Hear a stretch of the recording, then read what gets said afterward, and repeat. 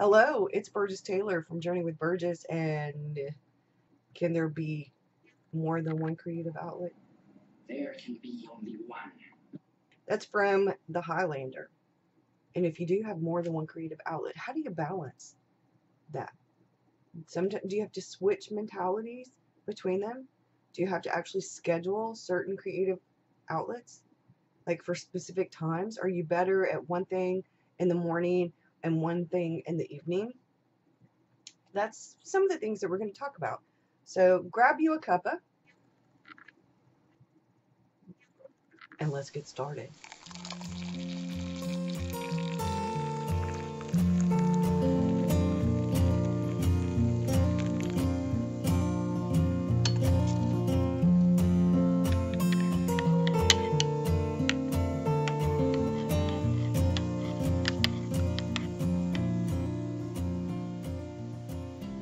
Can there really be more than one creative outlet? Can you juggle multiple creative outlets? And if you do, how do you schedule that time? How do you balance them? As somebody who is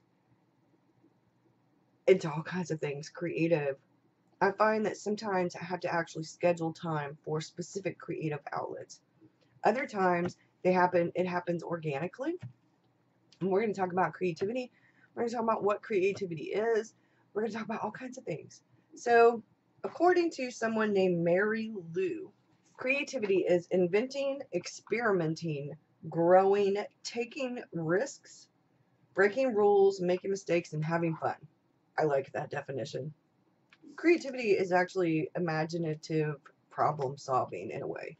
But balancing multiple creative outlets can sometimes take thinking outside of the box. So, one of the big things I've noticed is that sometimes if I get a little stuck writing, so I'm working on my novel and I don't know what I'm doing, I'm stuck and I don't know where to go. I'm sorry for the lighting. I have natural sunlight that comes in here, and that's why sometimes the light flickers, cars will pass by, but I prefer the natural sunlight. Everybody has the capability to be creative. Some people choose not to be creative. Other people think, oh, well, I can't be creative. I'm not creative. I don't have a creative bone in my body. That's not true. You can be as creative as anyone. And we, like I said, all have the capability to be creative. But I think a lot of people underestimate creativity and what creativity can do for you. Creativity can heal. Creativity can expand your horizons. Creativity can offer you an outlet for anxiety, for depression, for all kinds of things. Creativity for me is a form of therapy in a way sometimes, most of the time. Other things, it's just part of who I am, how I am, what I have to do, what I need to do. I find that being creative is helpful for my sanity. It's helpful for the other people around me. It helps me grow as a person. I learn new things. I get to create DIY projects and all kinds of things with creativity. But in order to be able to do all those kinds of things, I have to balance some of the things because I'm an avid journaler, a writer, an artist, a content creator. I blog. I have a Facebook group. I'm on YouTube and Patreon. I try to post to Instagram at least a couple of times a week. Sometimes I succeed. I try to post to Twitter at least a couple of times a week. I try to post to YouTube Monday, Wednesdays, and Fridays. Same with the blog, but the blog's been happening about once a week, and I didn't get one at all last week. But the newsletter's coming up. I also have a newsletter. There's a lot going on during a day. I use a timer. Sometimes I'll set a timer, like for certain things. Sometimes I'll start something when I start something else that's like housework. So like I'll start the laundry and the laundry will be doing while I'm filming. When the washing machine stops, usually it's about the same time that I've stopped filming, so then it's time for me to edit. I'll put the clothes in the dryer, cut on the dryer, and I'll start editing. And when I hear that dryer buzz, I know I've been editing for quite a while and I probably haven't stopped to go to the bathroom or to grab anything to eat or to get me something else to drink or anything. I'll get really busy.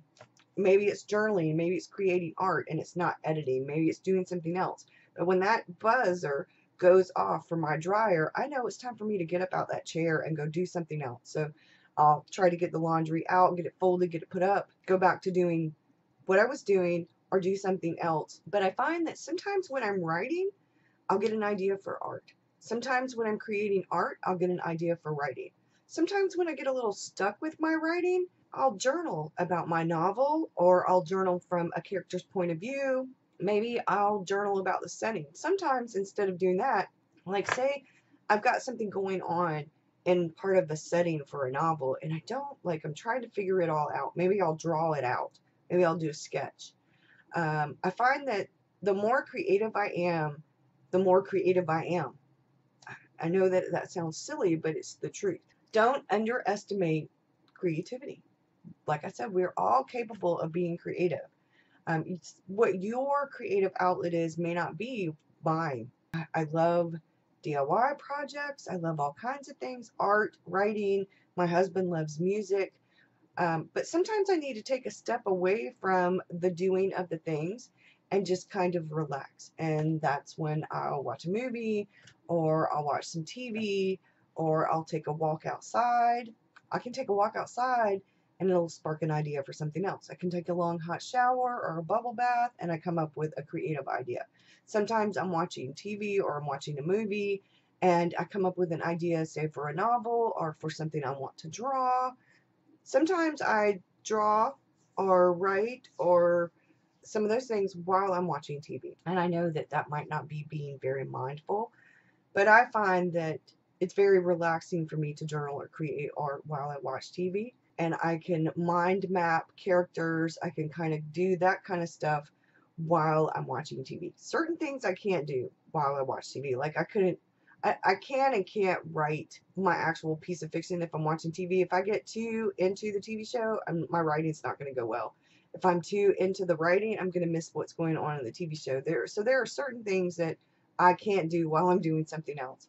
But as somebody with ADHD, I get distracted very easily. So I find that if I can multitask things to help relax my brain a little, to help it, I tend to do better when my focus is on like one or two things instead of trying super hard to focus on one thing.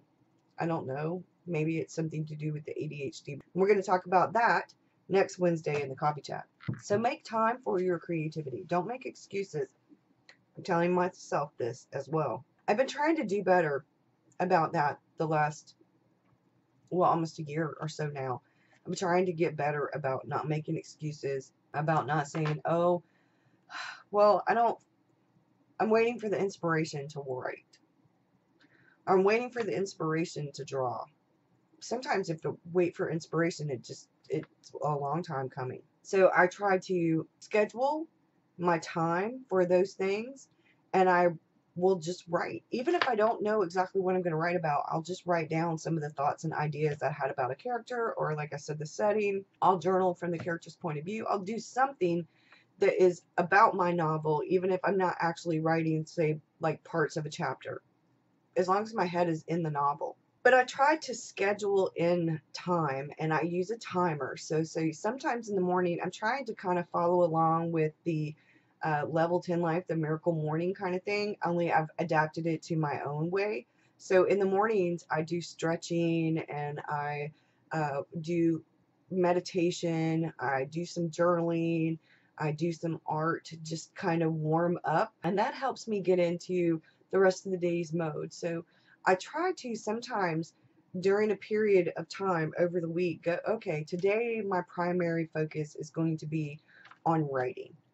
And I'll do a little bit of art in between. I'll take breaks from the writing, do a little bit of art in between, a little bit of journaling in between. I journal every day for the most part in some way, shape, or form. And then I'll go back to the writing. The next day may be an art day, so I'm doing all art and journaling, and I'll take a break from that and maybe I'll do a little bit of writing. Sometimes I write stuff in my notebook for my novel. Sometimes I write on the computer in Scrivener. Sometimes I create art in my journal. Sometimes I create art on scratch paper. Sometimes I do on post-it notes. Sometimes I create art on sketchbooks. It just depends. I'm usually doodling something. Even when I'm taking notes about something or I'm writing for my novel, sometimes I doodle. But it's okay. I've always been that way. I try not to make excuses. I try to actually just do the thing. And I've been trying to stop myself from putting things off. And if I can do it in like 5 or 10 minutes, going ahead and getting it done. And that helps maintain some balance. I am a little bit more balanced with my creative life than I am balanced with balancing my creative life and my home and work and all life. That's harder for me. Showing up, whether it's for the writing or the art or the music or whatever, I think as long as we show up for something creative every day, I think it helps us. I find creativity to be therapeutic for me, and I have to be creative in some way, shape, or fashion every day. Even when I don't feel good, if I can't be creative in some way, then it's really bad. That's when the depression and the anxiety or the ADHD is really bad if I'm not creative. When I take a day off from everything and I don't do anything but nap, watch Netflix or Hulu, and I don't do anything creative, it's a bad day. It's a very bad day. I'd say try. Don't let fear stop you. You don't have to, you can do multiple things, but I think sometimes we have to sort of get, uh, like if you know you need to write and you have a piece that you're working on, and you are, say, an artist or a journaler or an art journaler or a planner, and you know you need to write, think about a way that you could do something for practice to warm up, say in your journal or in your planner. You could schedule some stuff, or you could find some stickers that are writing related, or find some stickers that are art related that kind of put you in that mood to create elsewhere. Um, for me, if, like I said, if I know I need to write, but I'm not really feeling it as a journaler, I'm a journaler at heart. As an avid journaler, I find that journaling about the novel, journaling about, say, something about the character or something about the plot, the next thing that's about to happen, one of the plot points or one of the character arcs, or from a character's point of view, choosing different characters to journal, like say you would journal from that character's point of view, like as if they were journaling. Different things like that can help you get in the mood for something else. It can help you. That's about the only way that I switch mindsets so that I need to, because my creativity sort of ends up feeding the other kinds of creativity. When I see colors, I'm either thinking about art, I'm thinking about painting walls or painting furniture, or I'm thinking about crocheting, or I'm thinking about something, and I need to get better at crocheting. I have a big duffel bag full of yarn, and I don't know how to do anything other than like make a scarf. While my hands still work, and I don't have arthritis in my hands, I need to just go ahead and start doing things and learning, right? Um, don't be afraid to say no to people. If somebody wants you to do something and you don't have the time, if don't be afraid to say no. But at the same time, remember that your life is now. Be mindful, not to say no too much to things that you really ought to be doing, that would help you be creative. Like sometimes you need to get out and go see a movie, or you need to get out and go take a walk. You need to go out and have a cup of coffee with a friend. It will help your creativity. There's a fine line between saying yes and saying no when it comes to certain things. You need to have some pretty decent boundaries. That's something I'm working on. I make to-do lists and I prioritize. I tend to flip-flop back and forth based on inspiration and motivation. Like I said, if my art inspires my writing, sometimes I'll go to writing, unless I'm on a time crunch.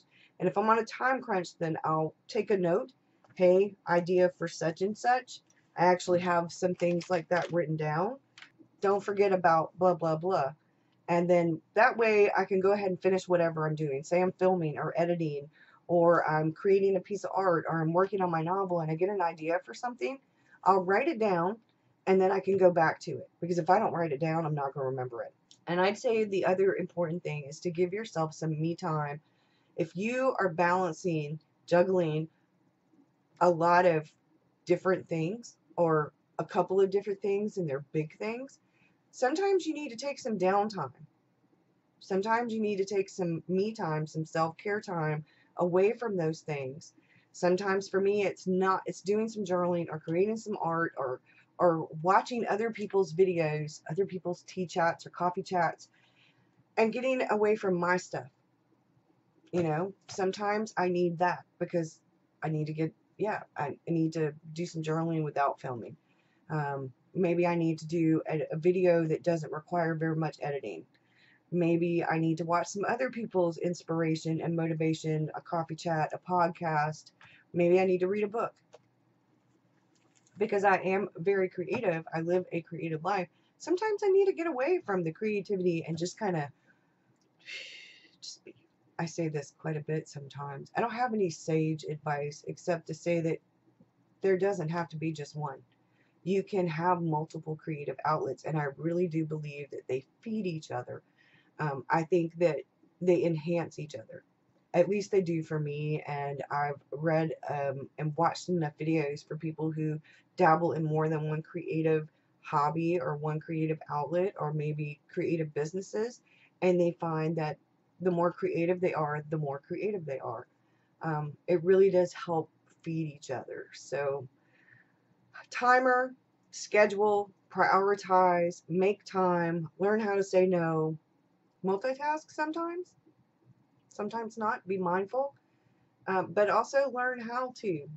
Sometimes you need to do something while you're doing something else that isn't necessarily like a mind thing. Like it could be a physical thing, like I said, the laundry or something. I can do laundry. The washer and the dryer can be going while I'm doing other things. I don't have to sit and watch the laundry. So there are certain kinds of multitasking I think that really help us. Anyway, that's about it for me for now. I will be back again next week with another coffee chat. I will be back Friday with some Journal Mojo, and we're going to talk about what's sparking my creativity lately. Bye, y'all. Have a good one.